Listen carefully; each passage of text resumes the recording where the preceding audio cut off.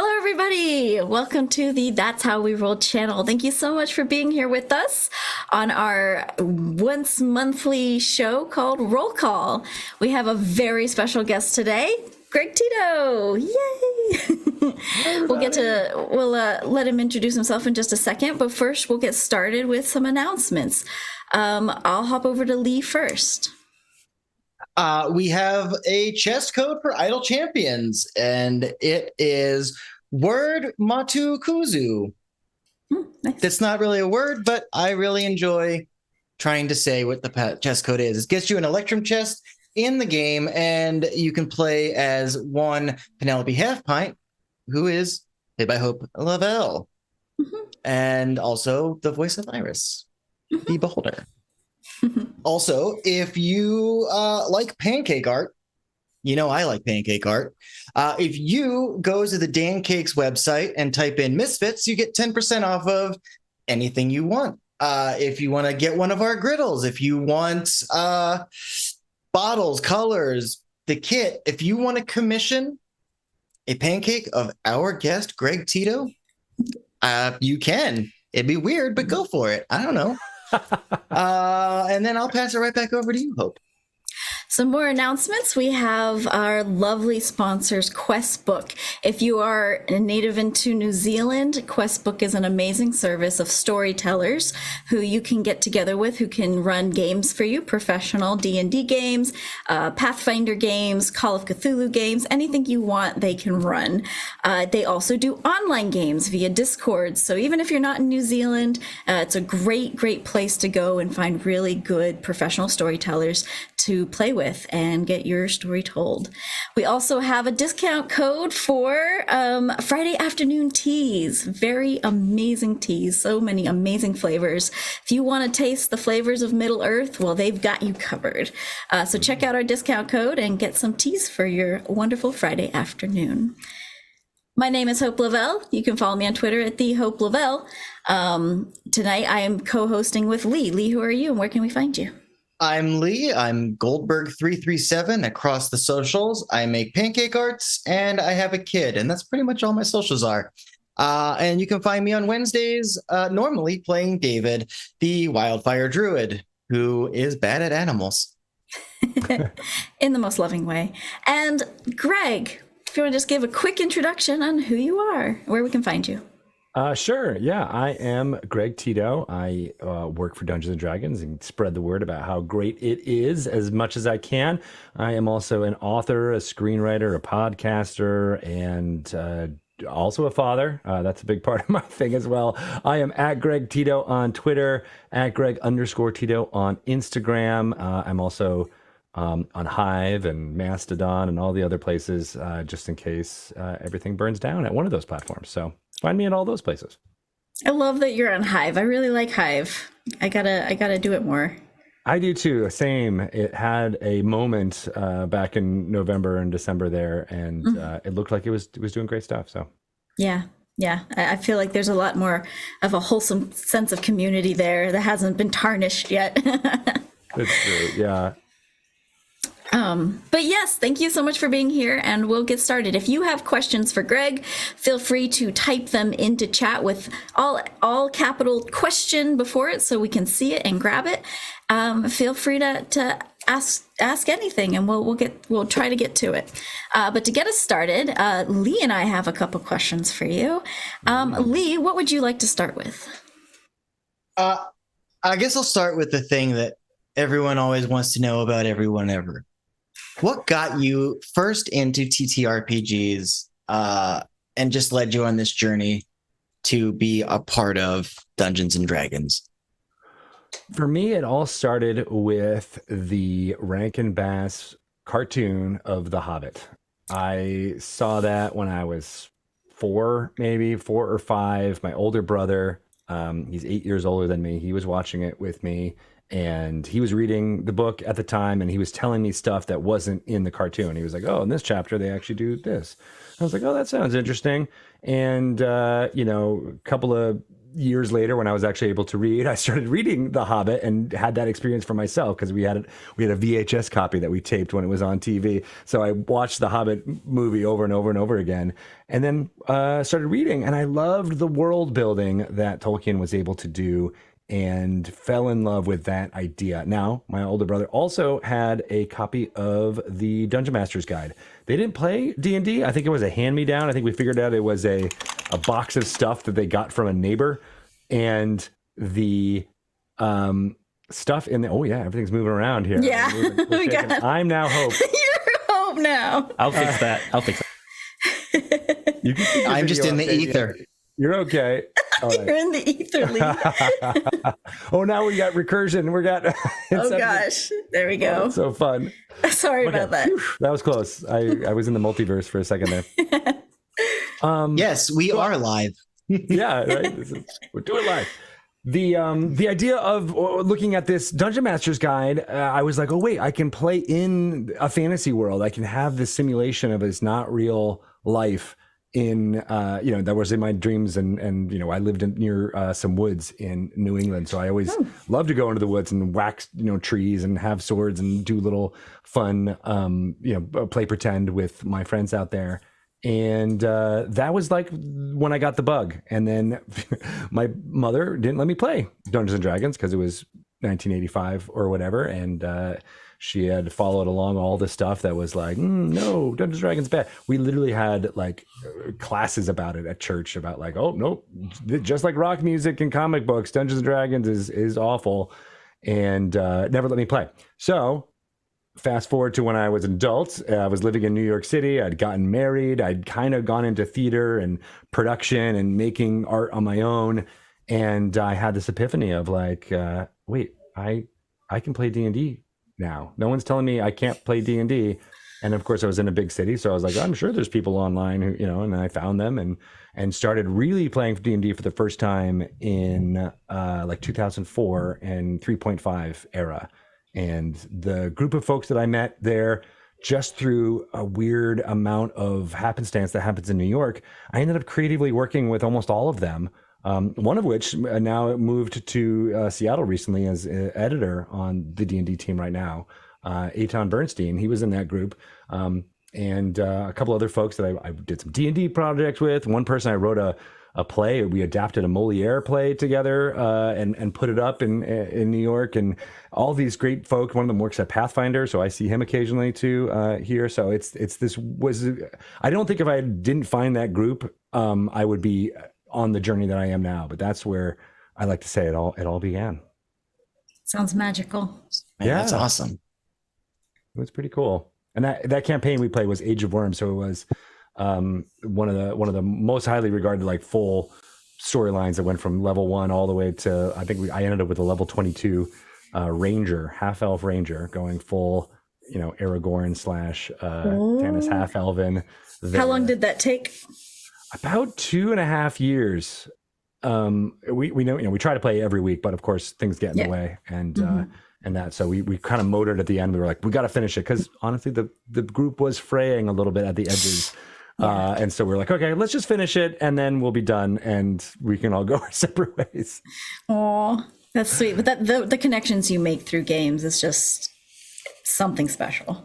It is totally. Yeah. And it was really fun playing a 3.5 with the system at that point was like, let's find the one spell that's going to be able to get us out of, you know, the trap that was laid here. And so that was really fun too. I liked the meta nature of us poring over books, trying to find the right thing to be able to, you know, succeed by the end. It actually felt like we were being wizards in a way by poring over these esoteric books and try to find the right tactic to use.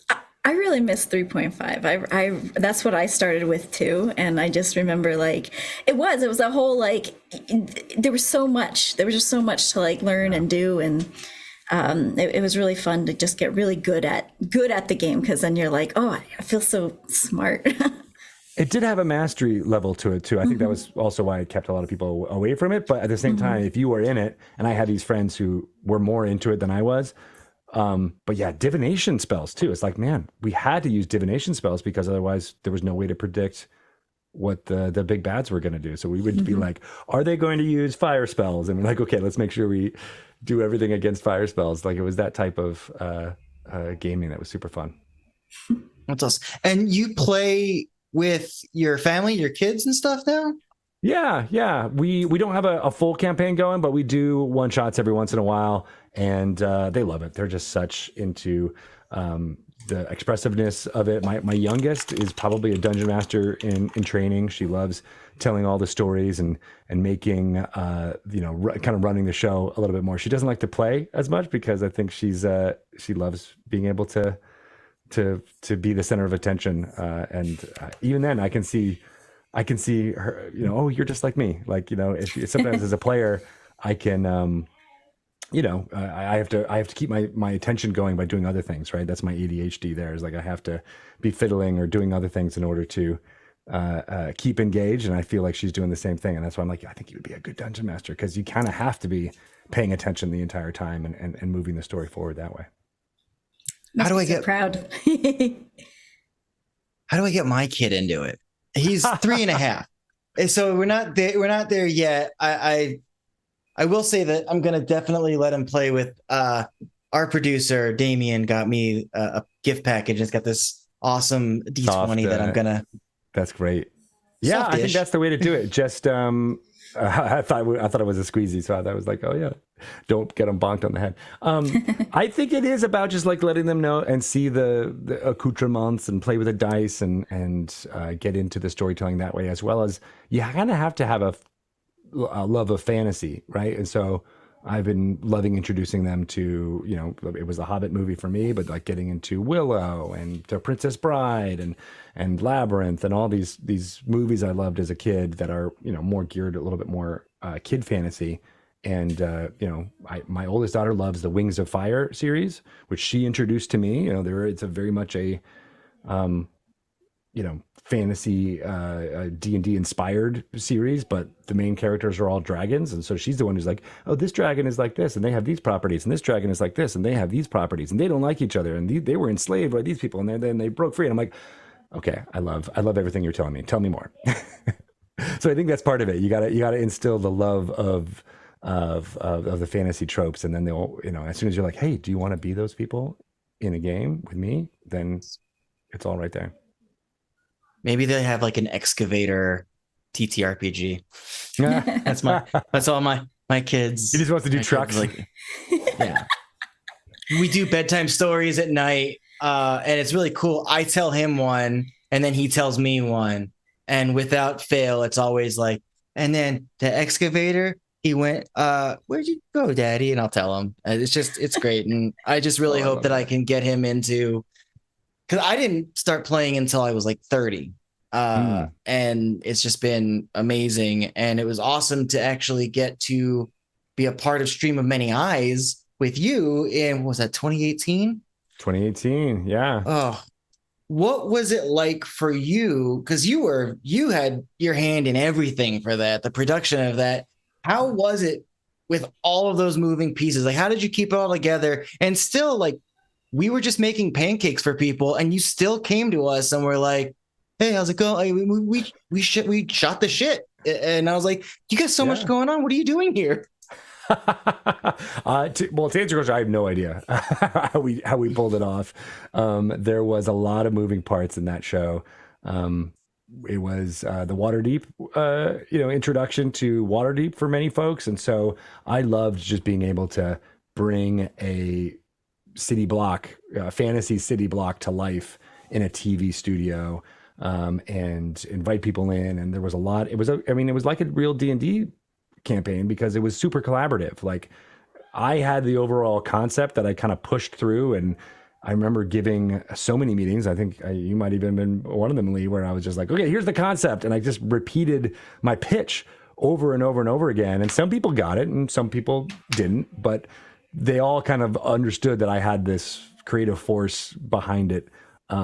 and wanted to assist, make it, bring it to life. And so I think that's why Matthew Lillard got involved and was so, gung ho in bringing his company to bear at the same time, as well as so many of the cosplayers and Ren Fair folk in LA just embraced it. They're like, oh yeah, we get to do what we do, every weekend or whenever we go to fairs like that, but do it more D&D tinged.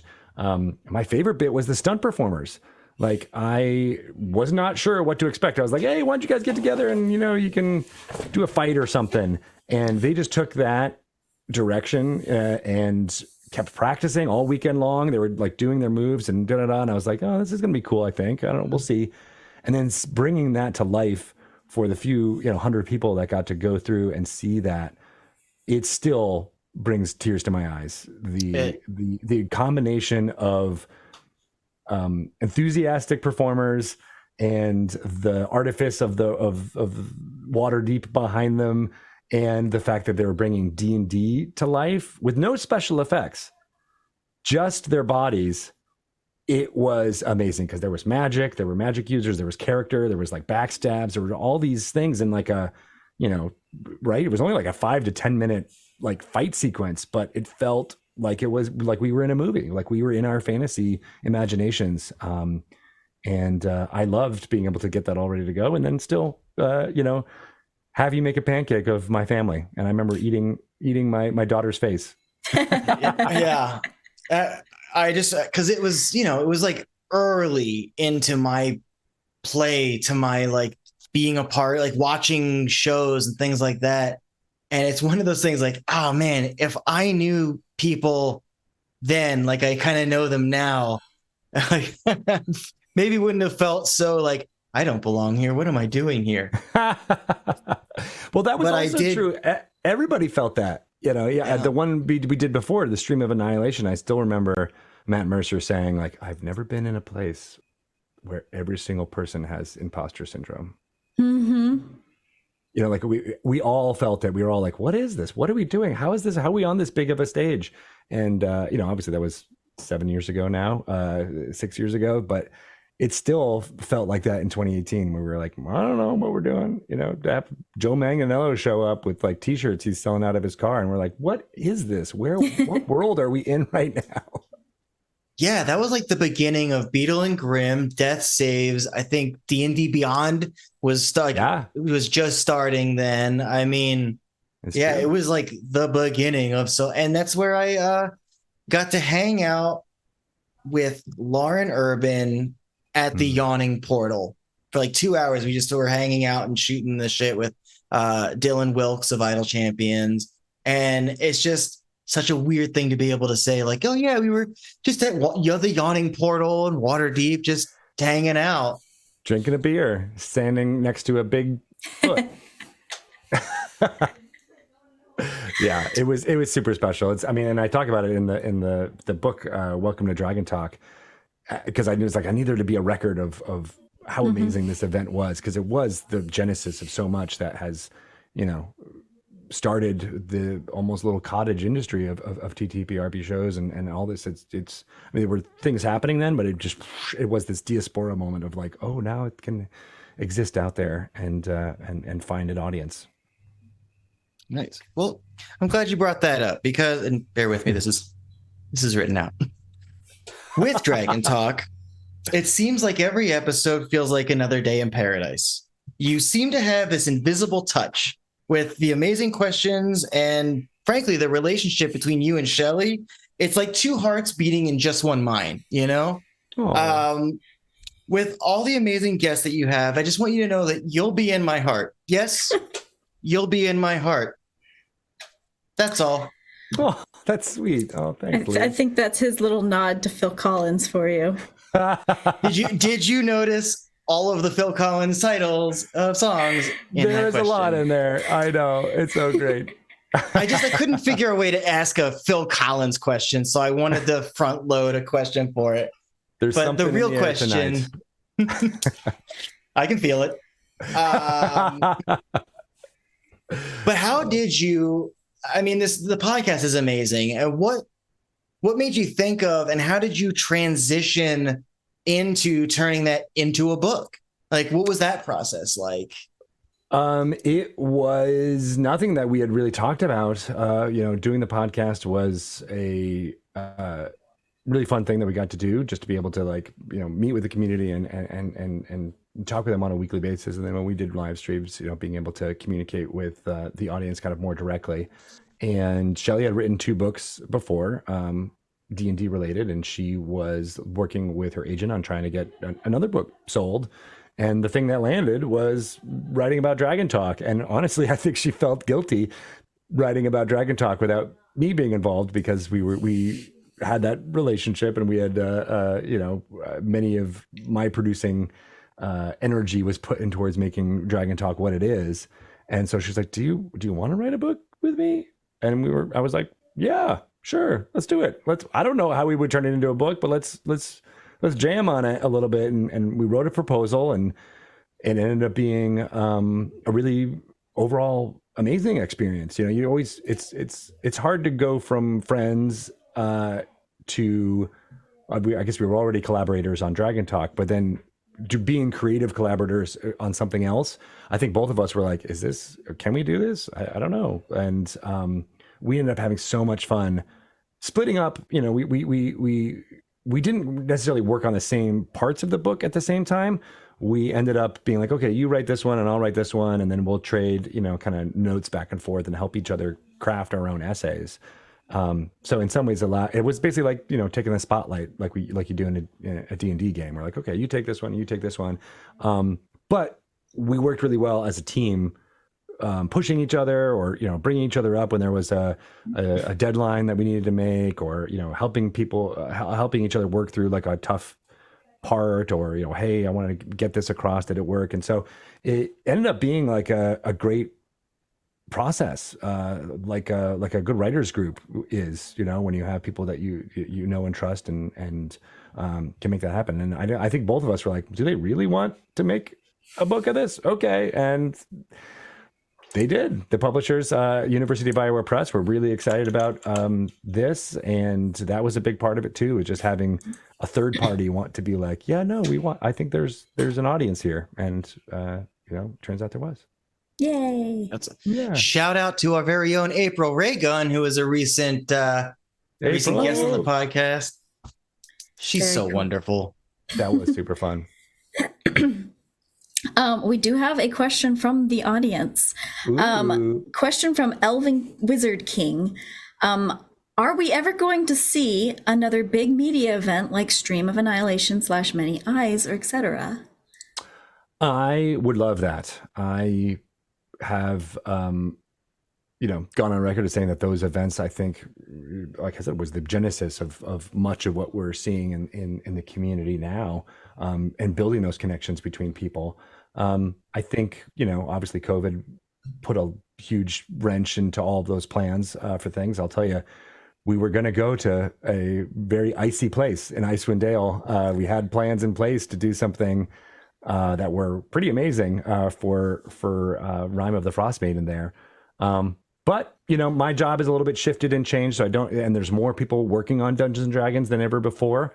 So honestly, I doubt there will be something quite like those events again. There'll be big live events that will bring people together, but it's a little bit like saying, will a reboot of a property have the same kind of emotional energy? I don't think it will. I think everybody has kind of changed and moved and gone on. So I had a concentration in making it a show and a theater-y type thing. I don't think there's anybody on the D&D team who would carry that vibe through. Maybe they hire someone else who is a theater producer and they'll want to do stuff like that. But I think the certain amount of circumstances that made those events possible probably will never be exactly there again. But who knows? We're glad that they could be when they could be. At least we had them. Well, and I think people want to do shows. They want to do something like that, right? There's certainly appetite for it within the community, as well as for it just makes good business practice to be able to talk to your fans directly rather than only over, camera and videos and stuff like that. So yeah, there's a desire to do something. I think it'll just end up being a little bit different flavored. Mhm. Well, if you want that flavor to have pancakes involved, hey. Pancake That was the bump to be like, oh, we can make it flavored any way you want. You said flavored, and I was like, I'm not gonna. Okay. It could be honey flavored. It could be graham cracker flavored.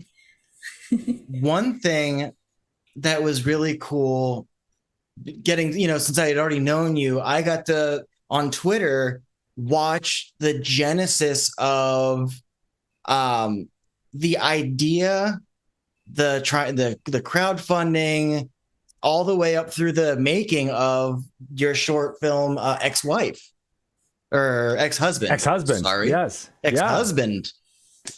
I was like, I won't say this wrong. I can't say this wrong. Yeah, that was really great. I'm excited to get into festivals. So we're at that stage now where we've got it. It's complete. It's out there. I didn't want to do a screening or get it on any kind of public service just yet because I wanted to see if we can do some premiere type thing at a festival. But yeah, that was super fun. Thanks for paying attention and watching it all happen. It is one of those things when you're making a short film that it's very different than the shows that we're talking about, or even, doing Twitch streaming, right? Because you have that immediate response from the audience. And it is now at the point where here it is March. We shot it in September, kind of picture completed it in November. And now it's kind of like done. It's in a can. And I'm like, oh yeah, I made a short film last year. I have to kind of remind myself of it. It's kind of crazy. It's so cool too, because I just remember, signing in, there's all the doom scrolling that we do and things like that. And then I got to get to your just pure glee when you just had that thread of pictures from set, all those things. And I mean, it brought a tear to my eye, no joke. Cause it was just like this thing that you had talked about once upon a time and just made happen. And now I'm seeing you just with the biggest smile on your face. You got Bobby on there. It was such a amazing thing to see, like start to finish a thing. And I can't wait to actually see the short. Thanks, man. Yeah, I'm very excited. It is hard and amazing to think about what we do here as creative people, right? That you're like, oh yeah, I make things. And every once in a while, I mean, I'm a father, I'm a husband, and all those things. And my wife is like, why can't you just like chill, dude? Like, nope, not happening. and I do for periods of my life when, especially when I had young kids, I definitely was like, I'm just a father now, and I work, and that's about all I do. Of course, at that time, I was making Stream of Many Eyes and doing all those shows too. So I guess in some ways I was still making stuff, but doing it on other people's dimes, which is always fun. But this was just something I was like, I think I got to get it out there. I got to push, and luckily I had two really great collaborators, Daniel Beckman and Timothy Reese, who they also have a TTRPG show called Brooklyn Quarter. They're producing in New York. I'm sorry, they were in New York, and then they moved to LA somewhat recently. And it was a little bit, I was inspired by them because they made that leap, and they were like, we just made a short film and now we're going to try and do something else. And I was like, guys, do you want to make this short film? It could work. And so working all together on that was a dream come true, because it felt like we were all aligned on making something awesome as it can be. We didn't have tons of money, so we were trying to figure out how we can cut corners. And I was the person driving the truck around, which made it very, fun. And it felt like I wasn't just, someone there hanging around set. Like I actually had my hands dirty and was making everything happen as much as we can. And probably the best moment from that shoot was we had a lot of extras for the final scene that we were shooting. It was a funeral scene. And, I was pleasant and friendly with most of those folks as we were doing stuff. And then after we wrapped, I was chatting with them, and I was like, oh, did you have fun? Thanks a lot for being here. And they were like, yeah, this was such a good set. And, you know, everybody was so great. And it's so great to work on a project where the script is really good and people really, and I'm like, and then then they literally asked, like, what did you do on the production? And I was like, oh, well, I wrote it and I executive produced it. And they were like, oh, no shit, no, that's so cool. And I was like, that's how I know it was real, because you didn't know what I was doing on this. You just thought I was just some schlep, you know, moving around equipment or something like that. And so, yeah, that really warmed my heart and made me think, like, okay, all these dreams of wanting to make stuff, you know, it all led up to, you know, a great little moment like that. I love it. Hopefully it gets in festivals soon. So we'll find out. We're at that weird period where we submitted a whole bunch and it's on the early side of the deadlines. And then we kind of have to wait until they announce. Do you have a festival in mind that would be like really awesome to have? Well, obviously anything in LA I think would be fantastic. So no, I honestly a little bit have not been paying that much attention to each festival because I don't want to get my individual hopes up and then dashed. I'm a little bit like that, like don't read the critics type of thing. So if good news comes, I'll be very, very excited, and hopefully that happens soon. That's probably the healthiest way to go about it. Right. I know, because I was like refreshing my email and being like, dang it, South by Southwest. Screw you.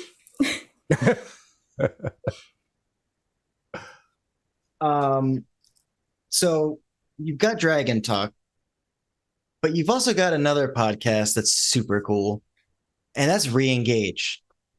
Yeah. What about TNG, Star Trek The Next Generation? What about that show, that property, made you say, like, I could do a podcast about this? Well, it was really the pandemic that pushed me into making that podcast. It was a trying time, as we all know, in 2020. And I was looking for solace, and I found it in watching old Star Trek.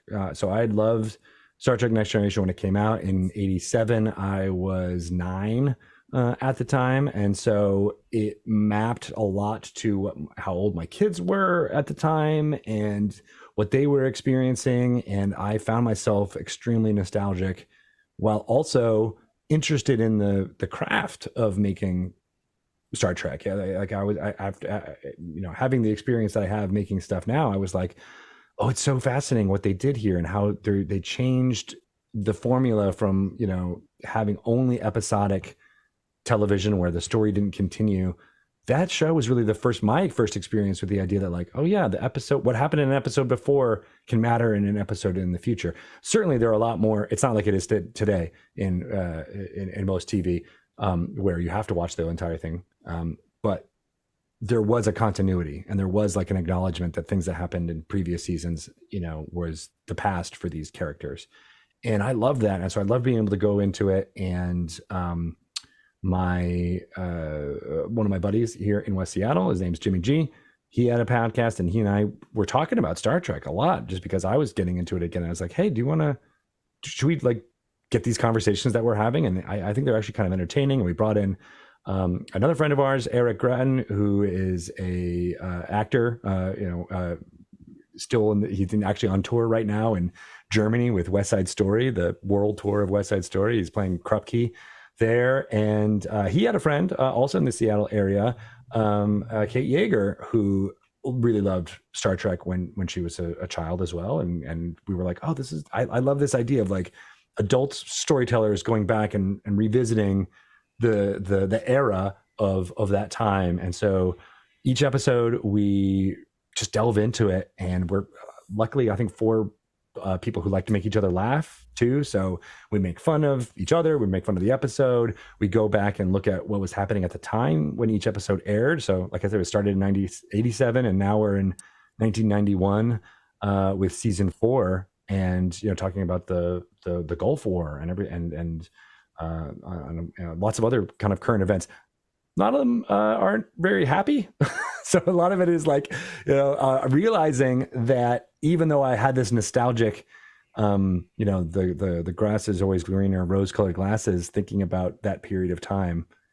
It was also really crappy back then too. And so it's had this weird kind of way of being like, yeah, we always want to think that the past was a golden era or something like that, but it really wasn't.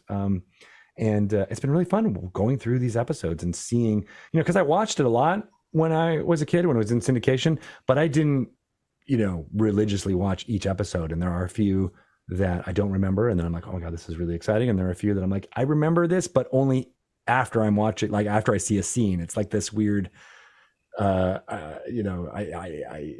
remember, maybe this was a dream I had or something like that, but like, that's how you remember some of these episodes. So it's really fun to go back and do that. And yeah, we've been doing it for 4 years now, 3 years now, and hope to finish out the whole season or the whole series, right? Because 180 episodes or something like that. And we're on like episode 90-ish. So we're getting through it. It's amazing. Yeah. I definitely think that was it's a great choice for a show that, like you said, like through the pandemic, it was just one of those shows that really brings comfort. And same thing when I got really badly injured, I had to have surgery, and my entire recovery was laying in bed watching TNG. That's all it was. Going in and out of sleep, just hearing it in my dreams. I just left it on the entire time. So I definitely do think it's just one of those shows that really sits with you for sure. Yeah. Yeah.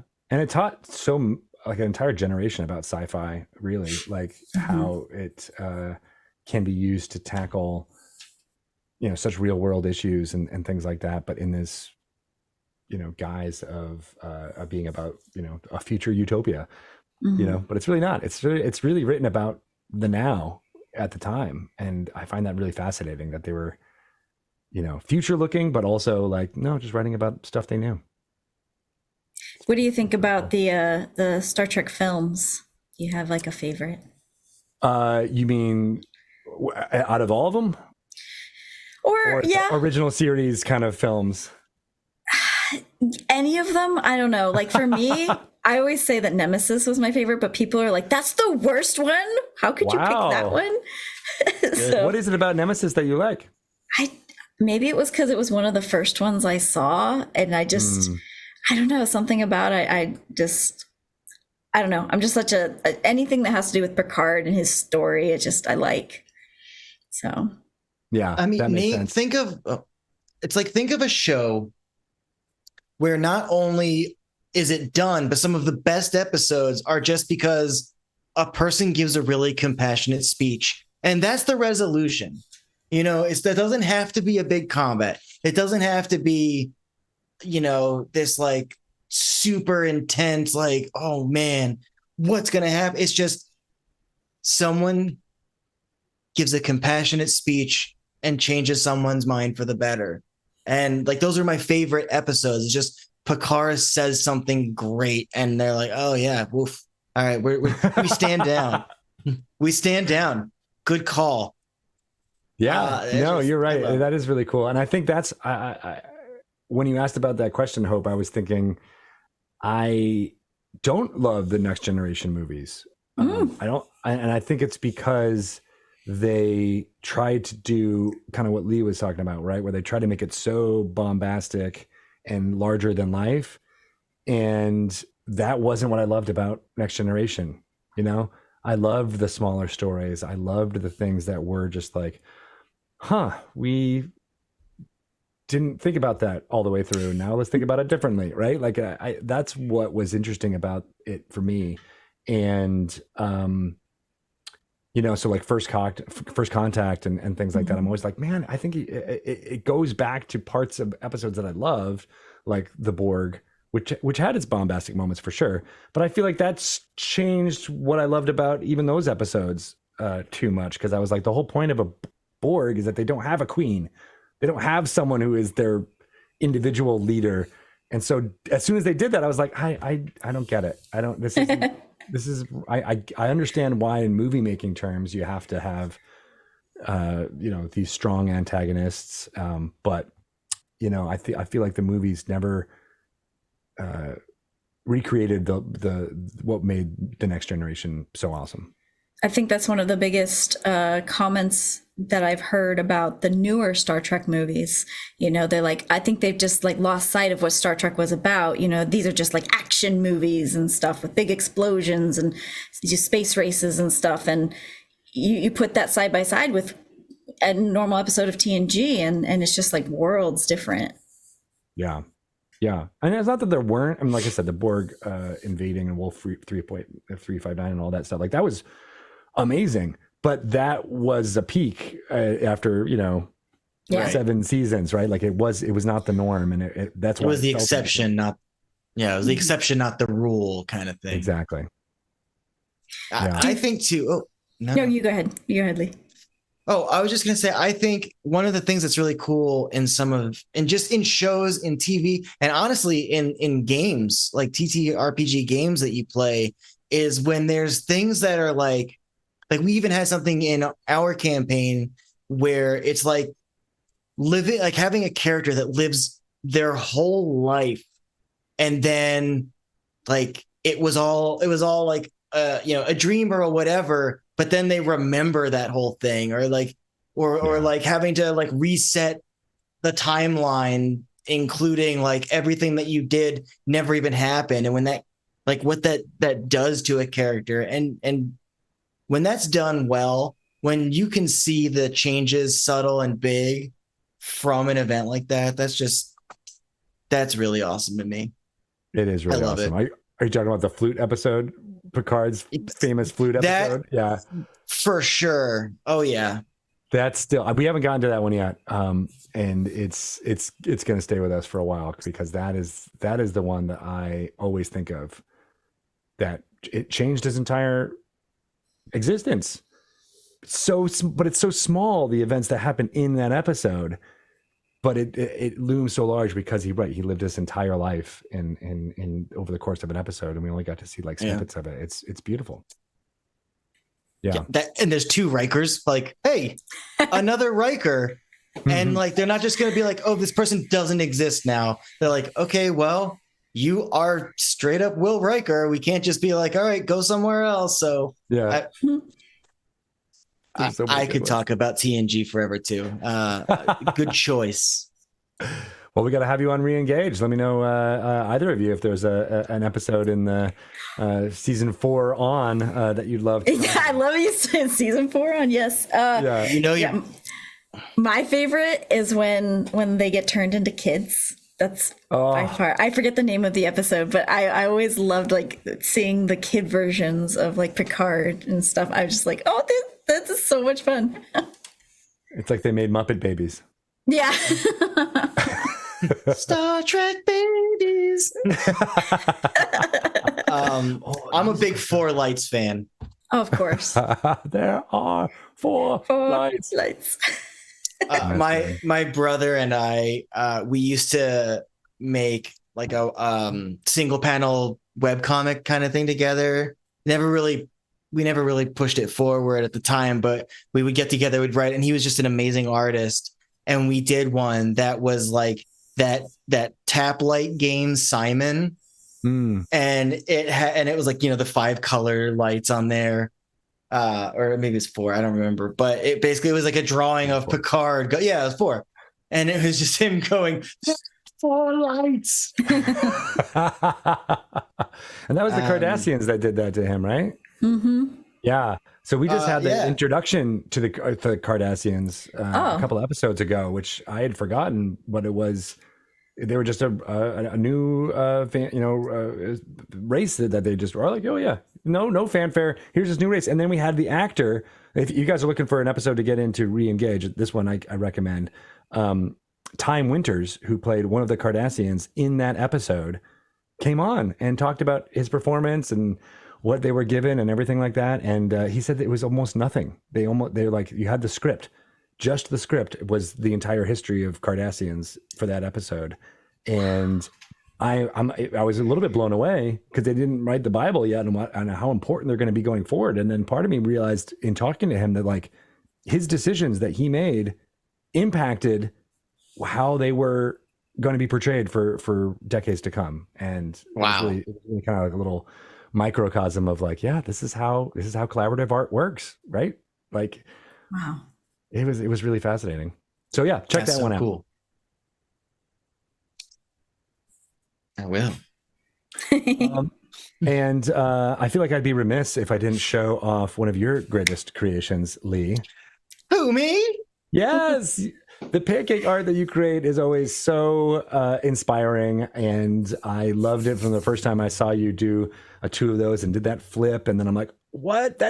How does that even happen? And then you were so wonderful to be able to share one that you made on your first video, right? This is the first time you got to videotape you doing this. It was me in the studio. We had, my house, I just would make them in my kitchen, but I was at the Dancake studio where we have like the camera setups, and I was just like, you had what was your Tuesday show that you would stream? D&D news.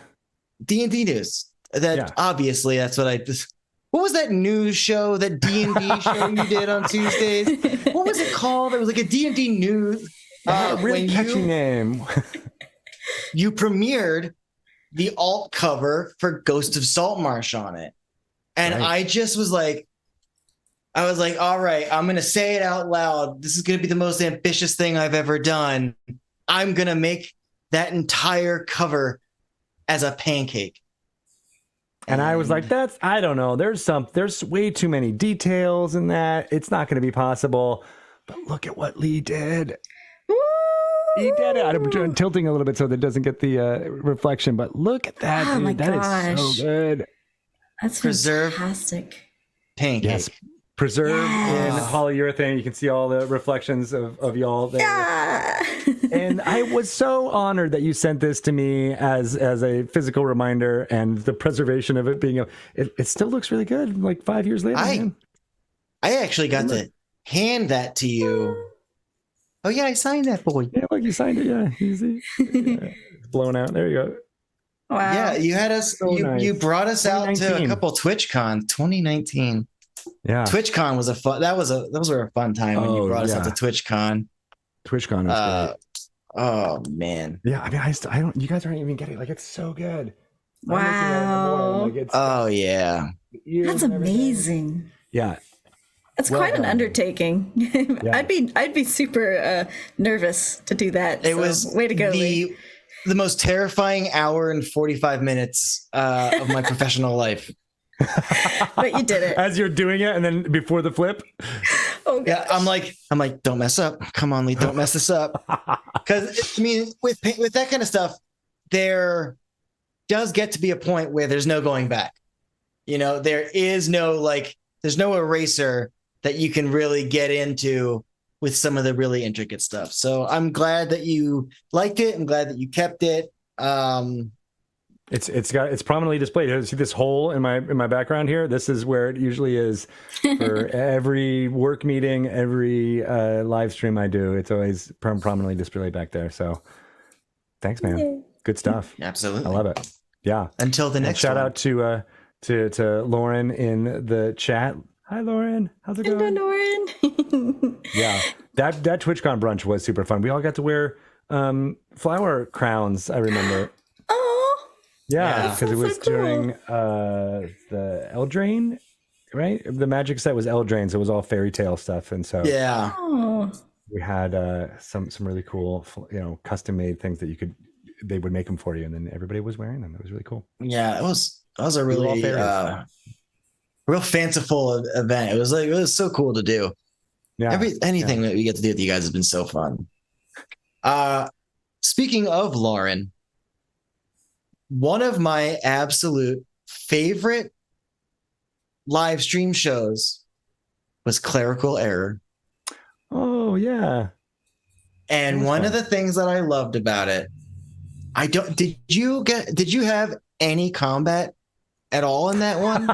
It was a non-combat pure, it was like just pure joy and all the really cool just in-house people that you had in there. You had Trick, Demetrios, Yeah. Who else is in besides Lauren? Man, I'm trying to remember who else. Oh God, there were so many amazing folks. I'm blanking on all their names right now. I should pull it up. But I love that because it was I was getting Dungeon Master or something when we were like, oh, we got to get another thing on there. And someone said we've had a lot of shows on the Twitch channel that were like, okay, women only, and a lot of dudes. It's and women dungeon masters weren't being showcased that much, and someone just said like we should have a woman, a dungeon master that in a mixed group that isn't just like the girls show or something like that. And I was like, that's such a great idea. Also, I really like Waterdeep at the time and how it was a city, and I think we just latched on this idea of it being like a low stakes thing of like just a slice of life, what was happening in the world, and how D&D could be used to dramatize something like that, almost like a sitcom work comedy type of thing. And so Lauren did a fantastic job running with all of that and making it awesome. That was Maris Mulally, who is still a producer on the Magic team, and Michelle Sutterfield, who was a big part of that TwitchCon breakfast that we were just talking about. She and I put that together. Thank you for that, Lauren, as my mind blanks while I'm on live camera. But yeah, no, she did such a great job of wrangling all of our different personalities and really playing it up for comedy. We did have some combat. There was some, but it was certainly more about making each other laugh, which is honestly one of my favorite parts of playing D&D. And the low stakes nature of it, like, was awesome to be like, to just have that going on, because like everything else that was down is like, and then you have to save the planes from the huge evil, and just having just adventure people just doing a little story, and and people that at this point I had met Lauren, I believe. Yeah, this was after Stream Many Eyes, I believe, right? I think so. It was that fall, yeah. I think. Yeah. So it was like the first time I'd ever known the people more than just like, oh yeah, saw them once in passing. And it was just such a blast. Got Demetrios to play in our home game when he was in Arizona once. So it was really cool. He's like, yeah, I'll stop by. And it was a really fun story. And speaking of someone playing a D&D character that is a very recognizable name, I believe he played Jeff. Jeff. That's right. It was just Jeff. I love it. Was he a swashbuckler? I know he acted like one, but it might have been a fighter. I don't remember, honestly. I think he was he was always roguey, warlocky, in the characters he played. I don't remember exactly what it was. We got to go back into the annals. Do you have a character type that I like to play in all the time? No. Yeah, like like, is there a character type when you're creating a character, like even if it's by accident, like, oh, I fell into the trap, I made this character again? If you'd asked me that 10 years ago, it probably would have been Ranger, just because, and like, an Elven Ranger, because that's kind of my jam, because of all of the inspirations I had. But now I honestly just kind of gravitate towards bards, just because, like I said, I like making people laugh, and having mechanics around that. It seems like it makes a lot more sense than having, the wisecracking paladin or the, wisecracking, fighter or whatever it is. Like, it feels like you get a pass when you're a bard and you're making each other laugh at the table. That actually brings up another question from chat. Was without any spoilers, speaking of bards who make people laugh, what you think of the movie? Wow, it's great. I got to see it a long time ago. Weirdly enough, I think I saw it in like November. Wow. They did a special screening for the D&D team then, and that told me two things. One, I can't believe that they had it done that early. Yeah. I mean, it wasn't like completely complete, but it was like pretty done. And that was amazing to be like, they have this confidence to be able to, show it to people, especially, D&D people at that time, 4 months before release. And the fact that we were all D&D people in the theater and we were cracking our asses off. That's not the phrase, but that's what we were doing. I was actually sitting next to Shelly in the theater and we were like, holy shit, they did it. They finally did it. Like we couldn't believe that they had captured that alchemy of what I love to do at the table, which is, make fun of the artifice of it a little bit, right? Like there's so many meta jokes throughout it that don't feel like they're hammering me over the head with it. There's tons of lore in there, and it doesn't feel like you're penalized if you don't know the lore. It feels like you're rewarded if you know. It's really excellent, and everybody out there should check it out because it mashes with what I think of as D&D so well, because it not only does all those comedic things and all those action things, but it really pulls on your heartstrings too, right? It's like a good action comedy in that you gotta have some stakes, and the stakes there work, and they work for each one of the characters, which is really tough to pull off, right? Like in a 2-hour one-shot session, you can't have each character be crying about their own individual story, right? That I don't know, no dungeon master can do that.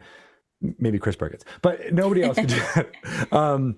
But they did it throughout the course of this movie, that every single party member that you meet, you're like, oh, that's why they're doing that, and like, oh, God, they had this great kind of resolution at the end. It's wonderful. That's so good to hear. Yeah, I know a lot of people have already seen it in the community. I'm like, it's not even out yet. I've got my tickets for opening night, and I'm like, everybody's already seen it. And so I'm like really, really excited. I see the banners up everywhere, and I'm just hearing really good things about it. So, like you said, I'm just really glad. Sometimes when you have something that's so dedicated to a fandom, to have outsider people who aren't part of the fandom to also be able to enjoy the movie. So there's that balance of like making it a good movie for both sides.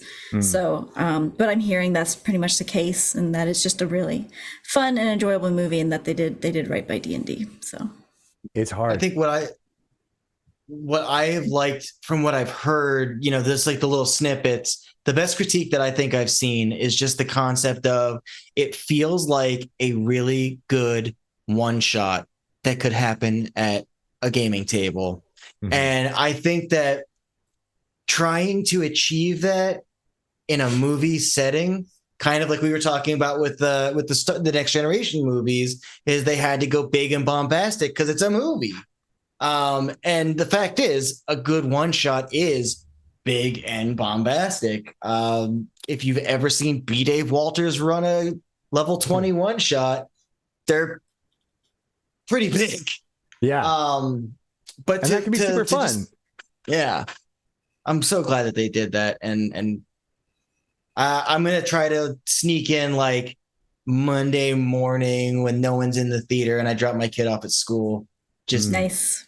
Let me see the movie and everyone leave me alone. Yeah.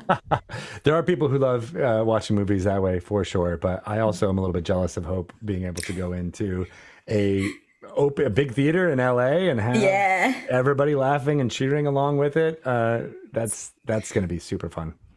Yeah. Well, Lee, do we have any more questions on our list as we reach the end here? Let's see. I wanted to foolishly put a bunch of Phil Collins songs into a question that meant nothing. Take me home. Take me home. Well, normally we would do like a little shuffle and shake, but I can't dance, so. Only thing about me is the way that I walk. I'm staying out of this one. You guys are way too pro for me. Yeah, Lauren's doing it already. Yeah. I mean, if you ever feel like coming on as a guest, as a player, just don't lose my number, Greg. I definitely. I love it. I'm a toe-to-toe with you on this one. Yeah. I'm like, I don't know if I can talk about Black Sabbath and someone wanting to be litigious, they could sue Dio is about the only thing that I could ever put. You gotta get sued. I'm gonna have to call an Abacab and get out of here. That's really bad, but it's all I got. We got it. I think we've done it, dug it into the dirt. Greg, thank you so much for joining us. That's Peter Gabriel, but related. Digging in the dirt. That's the Peter Gabriel song. All right. Oh yeah, You made it great work. song. Yeah. And just what Rumpus Imperator is saying, great name, by the way. But I thought that same thing about the movie. The fact that they were able to show it to us that early and then were confident enough about it. I was like, yeah, that means that they feel like they nailed it and they just wanted a little bit of a, thumbs up, and that's what happened for sure. Definitely. Glad they were proud of it because it sounds like it was good. And as you were saying, I hope like all the marketing for it's just everywhere now, and I feel like they're hitting all the beats. There was, I've been watching a lot of basketball, so there's like all these ads during sporting events, and for me, that's always the thing. It's like, the worlds are colliding. There's Toral and Abray are going to be in the same place now because it's you don't see that too often. Jaw dropped with the Freaks and Geeks. Wasn't that cool? I was so cool. Carlos the dwarf. That's all they needed was to bring Carlos. But fun stuff.